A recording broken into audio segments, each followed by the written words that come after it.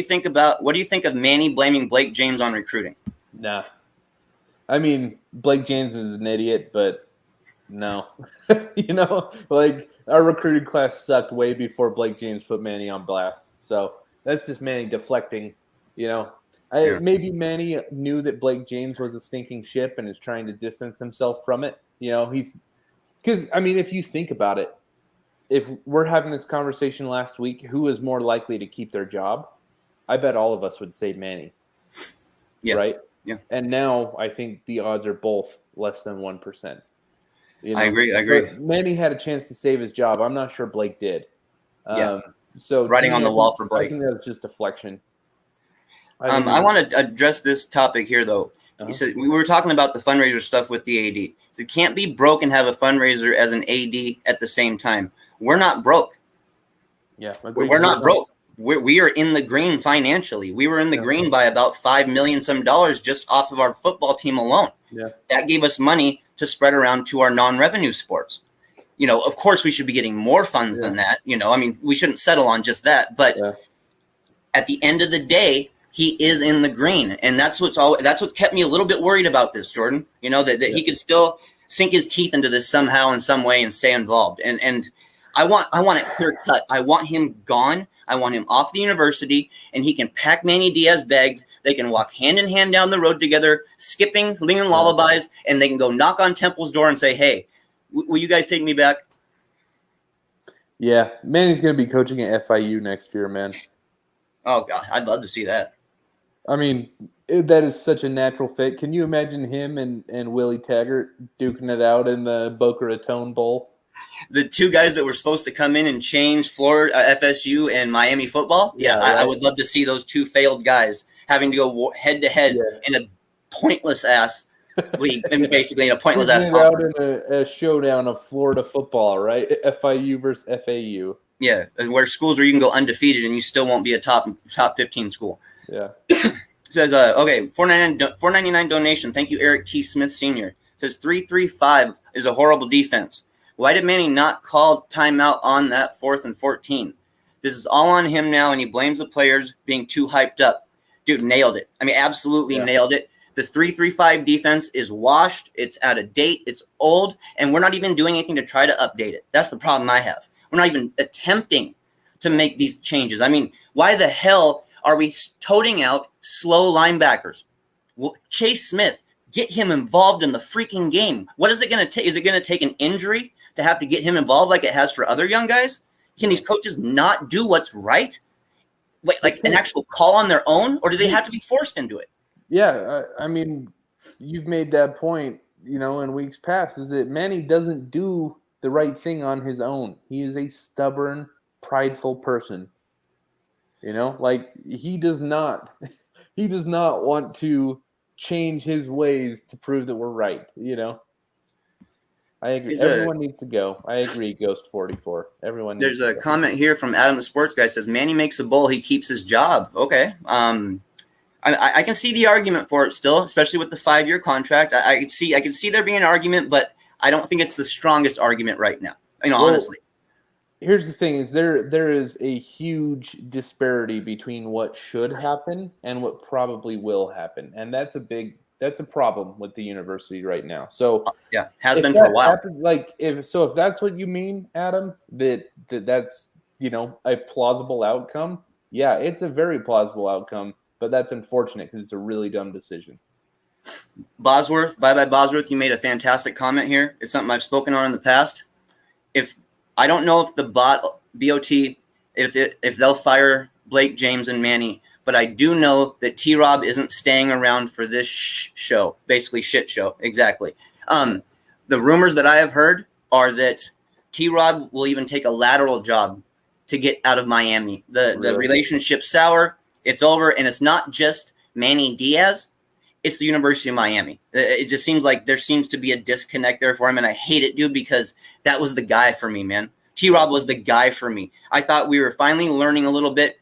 I thought maybe we were going to bring T-Rob in to help update our secondary into the new era to defend spread offenses. But no, we brought T-Rob in to run Diaz's tired old secondary, bro. Washed up, tired old secondary. So, if it's true that T-Rob literally stormed out of a meeting because of stuff that Diaz was referring to that they had to do on defense and just stormed out, if that kind of stuff's happening, Diaz here or not, I'm worried he's going to be gone, bro. I really am. Yeah. Well, I mean, if we're already going to be making new hires, might as well make a lot of them. There is no other T-Rob. That's the problem for me, though, bro. That's why I'm so passionate about this one here. There is no other T-Rob.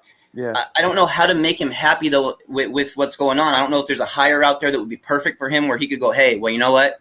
I can push the bad stuff in the past and I can leave it there and go forward. I don't know. Yeah. Well, do you think he takes DeMarcus Van Dyke with him? He's been huge for our recruiting. Bro, that's a damn good point. I didn't even think about that. Yes, he could definitely try to poach him with him and just being able to say, hey, look, you stay under my wing for a little bit. You stay under my watch for a little bit. You will get a job like I have in a couple of years. Keep recruiting like you do. Develop the players. Learn coaching schemes. And you're going to get your shot in a couple of years. And he can say that with a lot more confidence than anybody at Miami being left over could say of trying to keep him. Yeah. T-Rob has a brighter background when it comes to making smart decisions in recruiting and then developing and then putting guys into the NFL. We don't have anybody else on our roster or on our defensive side that offers that. He's our best defensive recruit. Look at our recruiting class. Without T-Rob, we're freaking screwed. Yeah. I mean, we're already screwed right now with him. So it's not getting better, I can tell you that. Jordan, how about Tom Herman or Chris Peterson, next head coach at Miami? So I've been championing Tom Herman for a little bit now. And there's a reason why. Like, I get that he's not in the same class as like a Luke Fickell or probably a Mario Cristobal or even a Dave Aranda, in my opinion. I think Tom Herman is probably the best of the rest. Like, in my opinion, the guys that we realistically have a shot at who, you know, if we gave them a phone call, it really makes sense for their career to come here.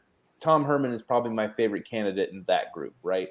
And for all the reasons that we've talked about, I think there might be a little bit of there might be a surprising amount of people not interested, right? The university's in a precarious situation lately. There's going to be a lot of turnover in the athletic department. So I could see some guys like Luke Fickell just being like, you know what, I'm good, you know, because Ohio State will take me whenever they're looking, USC wants me really bad. Like, I don't need that mess in Miami, right? So, yeah, if we don't get Fickell, we don't get Cristobal, we don't get a guy like Aranda, I think Tom Herman's the guy you call and give him a shot. He's actually younger than Manny Diaz. Yeah, he is, yeah. He's already beat Jimbo Fisher. He beat Jimbo Fisher in the New Year's Six Bowl when he was at Houston. He beat Lincoln Riley in the Red River Shootout. Okay. And he also beat Kirby Smart in a New Year's Six Bowl while he was at Texas. So think about having a 46-year-old coach that's already beat probably 3 of the 5 best coaches in college football. Like, that's a really good foundation, right? Yes, absolutely. The best coaches that Manny Diaz has beat, Pat Narduzzi and Bronco Mendenhall. I'm seeing some guys chime in about Bill O'Brien. I'm right there with you guys, man. That is the militant asshole I want on our sidelines. The guy, and I made mention of it too before, the guy who's willing to yell at Tom Brady on the sidelines during a perfect season. Yep. That's the kind of guy I want. And what he did at Penn State was incredible. Yep. It was absolutely incredible. The darkest cloud in the history possibly of NCAA football or of a college in general. And he kept them still a functional team and kept them moving forward and positioned his way into higher and bigger and better things. But, dude, if he wins the title with Bama this year and he's the OC, the boost it will give him in recruiting alone as a name is going to be a big deal. He can carry that to the next coaching job he gets, because I'll tell you what, if we don't go after him, somebody else is, and they'll get him. Yeah. Yeah, and I would be very happy with that if it happened.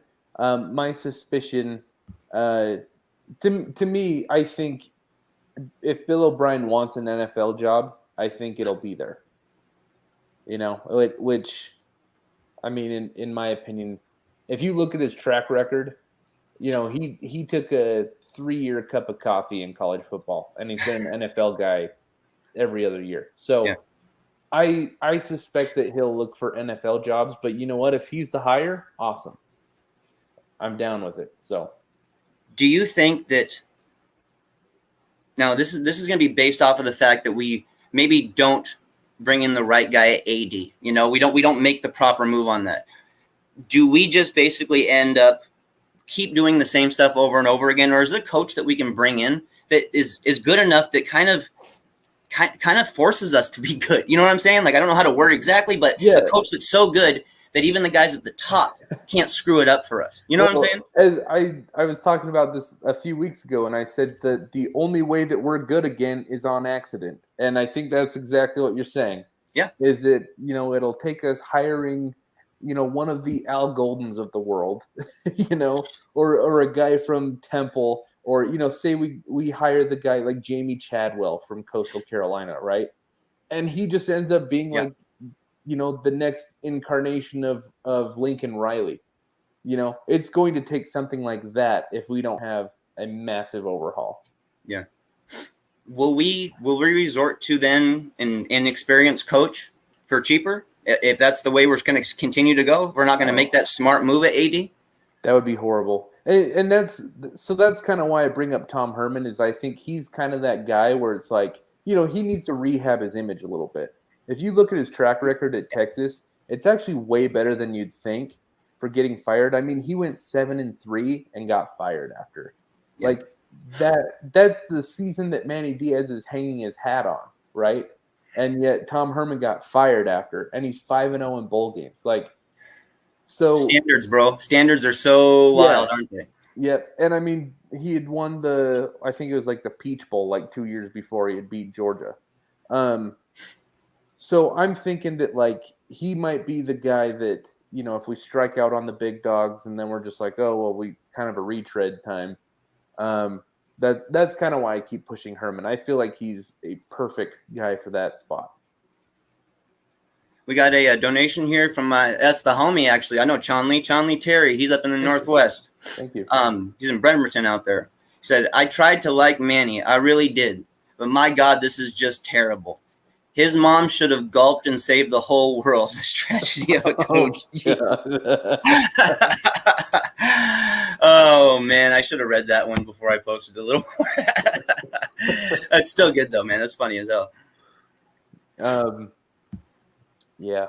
Lane Kiffin. That's a name I keep seeing popping up here, too, Jordan. I would love Lane. I would. The swag, bro. The swag, the confidence. I just don't know if the Miami brass would love him. Yeah. And my question is, if you're Lane Kiffin, why? Why Miami? Why would you change jobs? That's my question to any coach right now that has a decent job. Honestly, is it worth it to come to Miami where other guys are failing back to backs, and then you see the struggles it takes for those next head coaches to get back in the mix? Al Golden was in the NFL coaching positional stuff. He wasn't a head coach. He wasn't getting those offers. Even the UConn job they talked about, they went with Jim Mora Jr. instead. They didn't even take Al Golden. So being a head coach at Miami and failing, it's rough on your career, man. It really is. And I think that's starting to be something that the coaching world is catching wind of. I think they're starting to finally look back and go, wow, it's happening each time down the road. Yeah, these guys are just getting slaughtered and having to work their way back up through nothing but messes. They can't work their way back up. I mean, that's the thing, is like the only coach that we've had since Butch Davis who's gotten another head coaching job is Larry Coker at starting the UTSA program. Yep. Low level. Yeah. And he did it for like 2 years and then got fired. And based off of the fact that he coached the greatest football team in history, in college football history, he coached that team and was there with them. So I get why somebody might want to have given a shot on him, but it was clear that not the big dogs didn't want to take a shot on him, or he would have gone there. He wouldn't have gone to start it over. And he was out of coaching for like 5 years. They brought him out of retirement. I think they just wanted to make headlines like, hey, there's a national championship coach that Yeah. So try to get the program off on the right foot early. Yeah. And I think he went like 1-11 his first year. Surprise. Tony Gomez, I got to agree with him here. He said, we can talk about coaches all we want, but in my opinion, the only 2 words that will fix this program is Alonzo Highsmith. Bro, I'm on that train. I'll be the conductor of that train if we need it to be, dude. I mean, this is what I want at the University of Miami. There's absolutely no doubt about it. I really don't even talk about other options because I don't want anybody else. Yeah, don't get me wrong. There are good ADs all across the nation, but there's ADs in places that are good that they're not going to leave it just to come to Miami. Alonzo Highsmith, though, he wants to be at Miami. He literally wants to be at Miami. I want guys that want to be here, even in return. We talk about that in recruiting. That's one thing, that comes up. Well, you want guys that want to be Canes. You don't want to chase after guys that might not want to be Canes. You want guys who want to be Canes, put on the orange and green, and basically battle to the death if they have to in our jersey. Alonzo Highsmith would be focused on getting things like that back, and it's why I don't have a plan B, Jordan. I really don't right now. I know I need to, and I need to start doing a little more research on it, but I don't have a plan B because I'm so sold that Zoe Smith is what we need at Miami.